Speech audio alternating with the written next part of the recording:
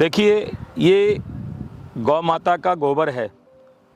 अब लोग इसको गोबर बोलें, मैं इसको गोल्ड बोलना चाहता हूँ, क्योंकि किसी ज़माने में हमारे देश में जो माताएं थीं इसी गोबर से घर को लीप करके तैयार करती थीं, सुंदर बनाती थीं।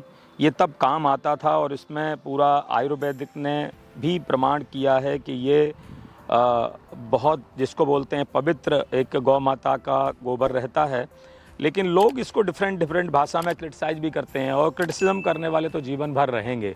उनकी बातों को हम छोड़ें तो हम देखें कि हमारे शास्त्र क्या कहते हैं, साइंस हमारी क्या कहती है, और हमारी संस्कृति क्या कहती है। अगर तीनों चीज़ें हमें सही प्रमाण दे रही हैं तो हमें जाना चाहिए।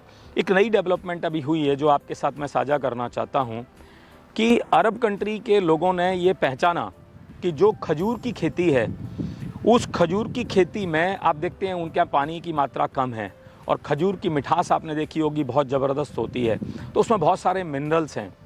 उन्होंने देखा कि जो भारतीय गौवंश है और इसका जो गोबर का जो खाद है, अगर उस खजूर की खेती वाले खजूर के पेड़ों की अगर जड़ों में दिया जाए तो ज़बरदस्त चमत्कारिक उनको रिज़ल्ट्स आए हैं। और उन्होंने अभी भारत से बहुत सारा इंपोर्ट किया है गोबर, और उससे उन्होंने रिज़ल्ट्स मेजर किए हैं। करीबन 400 करोड़ रुपए का गोबर एक्सपोर्ट हो चुका है।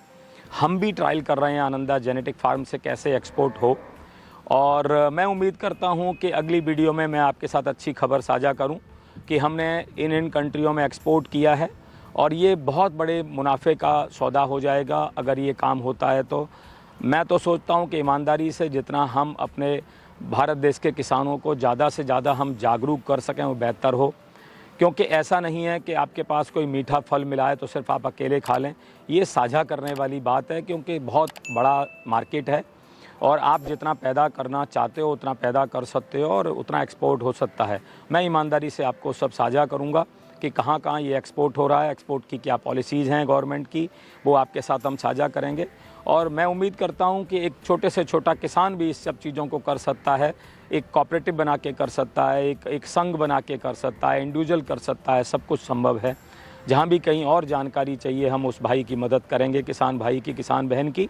और हम उम्मीद करते हैं कि ये हमारे भारतीय गौवंश का, जिसको बोलते हैं, कि बहुत बड़ा दिन होगा कि जब हमारा ये गोबर विदेश में जाके काम करेगा। मैं तो ये कहता हूँ कि हमारे देश में भी इस चीज़ को हम और प्रचलन में लेके आएँ। जैसे अगर बर्मी कंपोस्ट जो केंचुओं वाली खाद है, वो तो सबने सराहना की है कि वो केंचुओं वाली खाद बहुत ज़बरदस्त खाद होती है और उससे चमत्कारिक रिज़ल्ट आते हैं। तो क्यों ना हम थोड़ी, हमारे किसान भाई और मेहनत करें और उसके पीछे लग कर के हम काम करें, और अगर केंचुए वाली खाद बनाएं और उससे अगर अच्छी पैदावार हो सकती है हमारी ऑर्गेनिक सब्जी, फ्रूट्स और बाकी फसल की भी, तो क्यों ना हम उस पर काम करें।